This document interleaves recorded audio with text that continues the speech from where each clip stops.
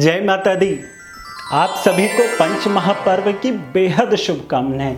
ईश्वर आपके जीवन में हर साल ऐसे ही खूब सारी खुशियां लाए, खूब तरक्की करें, खूब सुख में रहें, अच्छा स्वास्थ्य रहे, ऐसी मेरी आप सभी के प्रति शुभकामनाएं हैं। आज मैं एक बेहद विशेष टॉपिक लेकर आया हूं, दीपावली पर नई मूर्तियों को खरीदने के ऊपर। क्या आप हर साल नई मूर्तियां खरीद कर लाते हैं और पुरानी मूर्तियों को आप पार्क में या मंदिर में या फिर आप कहीं भी अपनी इच्छा अनुसार साफ सुथरी जगह छोड़ देते हैं? अगर आप ऐसा करते हैं तो आपको ये वीडियो एंड तक जरूर देखना चाहिए, क्योंकि मैं आपको कुछ ऐसे लॉजिक भी बताऊंगा जिनको आपको ध्यान से समझना होगा और अप्लाई भी करना होगा। करके देखिएगा, बेहद मजा आएगा। चलिए सबसे पहले जानते हैं कि जो आप पुरानी मूर्तियां लेते हैं वो क्या होती हैं। जब आप पुरानी मूर्तियों को बाहर निकाल करके पार्क में, मंदिर में या कहीं ऐसी जगह रख देते हैं, पीपल आदि के पेड़ के नीचे, वहाँ पर जानवर भी घूमते हैं, धूल मिट्टी भी होती है और वो अपमानित होती हैं। ध्यान रखिएगा, देवी देवताओं का अपमान करने से पितृदोष पनपता है। और फिर आप यूं ही खूब ज्योतिषीय उपाय करते रहिए, खूब आप अपने घर का वास्तु कराइए, आपको रिजल्ट नहीं मिलेगा। क्यों? क्योंकि आपने देवी देवताओं का अपमान किया है। घर में भी तो वास्तु के भी तो 45 देवी देवता होते हैं, ध्यान रखिएगा। इसीलिए जब आपने उन देवी देवताओं को बाहर निकाल दिया और वो अपमानित हो रहे हैं, तो उनका आपकी घर की ऊर्जा के साथ एक गहरा संबंध हो जाता है, आपके जीवन के साथ एक गहरा संबंध हो जाता है, आपके शरीर की ऊर्जा के साथ एक गहरा संबंध हो जाता है। और जब वो अपमानित होते हैं तो आपकी ये शरीर की ऊर्जा अपमानित होने लग जाती है, आपके डिसीजंस डिफरेंसेस होने लग जाते हैं, आपका माइंड वर्क ब्लॉक हो जाता है। इसीलिए ऐसा करने से बचिए, बेहद बचिए। आप खुद महसूस करके देखिए कि जिन मूर्ति के सामने आप रोजाना सुबह शाम मत्था टेकते थे, अपनी जो भी आप उसके जीवन में संकट आए तो आप उनके सामने जा कर के झुक जाते थे, प्रणाम करते थे, उनसे अपनी जीवन में उस समस्या का निवारण का रास्ता मांगते थे, और आज आपने उनको ले जा कर के बाहर यूं ही छोड़ दिया, अपमानित कर दिया। थोड़ा सा आपको यहाँ पर समझना चाहिए बात की गहराई को, और ध्यान से समझिएगा। जब आप अपने घर मूर्तियां लेकर आए तो ध्यान रखिए, पीतल की, सोने की या चांदी की ही मूर्ति घर लेकर आए। पीतल की लाएंगे, खंडित होने का डर नहीं रहेगा। सोने या चांदी की भी खंडित नहीं होती।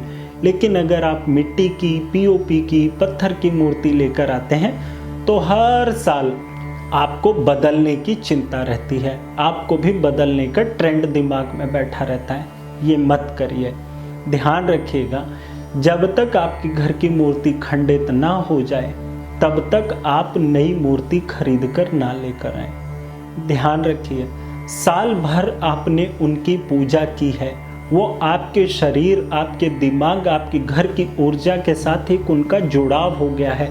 सारा खेल, मैंने कहा ना, इस यूनिवर्स में अच्छी और बुरी ऊर्जा का ही है, ना कुछ अशुभ है ना कुछ शुभ है।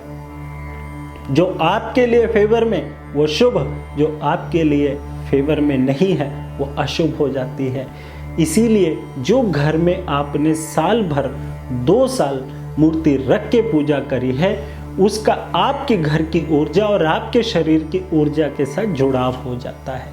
इसलिए ऐसी गलती करने से बचो और पीतल, सोने या चांदी की ही मूर्ति घर लेकर आओ। आप अफोर्ड नहीं कर पा रहे हैं तो आप मिट्टी की मूर्ति ले आइए और हर साल आप उन्हीं की पूजा करिए, बार बार बदलिए मत। अगर आपकी जन्म कुंडली में कोई इष्ट देव हैं तो आप उनकी भी पीतल, तांबे या सोने चांदी की मूर्ति लेकर आओ और हमेशा उन्हीं की पूजा करो। सारी देवताओं के पास भागोगे, सब कहेंगे भैया तू चला जा, तू चला जा, कोई नहीं आता। इसीलिए आपकी जन्म कुंडली में जो देवी देवता निर्धारित हैं आप उन्हीं के हिसाब से पूजा करिए। और इस दीपावली चलिए सोने, तांबे या पीतल या चांदी की ही मूर्ति घर लेकर आते हैं। नहीं होता तो हम मिट्टी की मूर्ति घर लेकर आएंगे, क्योंकि बाद में तो होना हमने भी मिट्टी ही है। इसीलिए ये ध्यान रखिए और विशेष तौर पर ध्यान रखिए, आप जब भी किसी बड़े प्राचीन मंदिर में जाते हैं, ध्यान से समझिएगा, बोलते ही समझ गए होंगे आप तो कि मैं अगली क्या बात बोलने वाला हूँ। जब आप किसी बड़े प्राचीन मंदिर में जाते हैं तो वहाँ पर आप देखते हैं हजारों साल, सैकड़ों साल पुरानी मूर्तियाँ वहाँ लगी है, उसी की पूजा कर रहे हैं। और वहाँ जाते हो तो आपके गूज़बम्स अपने आप खड़े हो जाते हैं, एक एनर्जी आपके अंदर, एक पॉजिटिव वाइब्स अपने आप उभर निकल करके आ जाती है। आती है ना? नीचे कमेंट बॉक्स में लिखिएगा ये वीडियो आपको कैसी लगी और आपको कैसा फील हो रहा है। अगर आप कोई गलती कर रहे हैं तो क्या आप उसे सुधार रहे हैं, नीचे कमेंट सेक्शन में ज़रूर लिखिएगा। अब और चीज़ बताता हूँ, जब आप किसी बड़े प्राचीन मंदिर में जाते हैं तो जब आप वहाँ पर इतने करोड़ों, इतने लाखों लोगों की जो भक्ति होती है, जो आस्था होती है, जो पूजा पाठ होती है, जो रोजाना उनकी आरती होती है, उससे वो मूर्ति पूरी तरह से प्राण प्रतिष्ठित हो जाती है। और जब आप अपने घर में ऐसा कार्य करते हैं तो आपके भी घर की मूर्ति वो पूरी तरह से प्राण प्रतिष्ठित हो जाती है।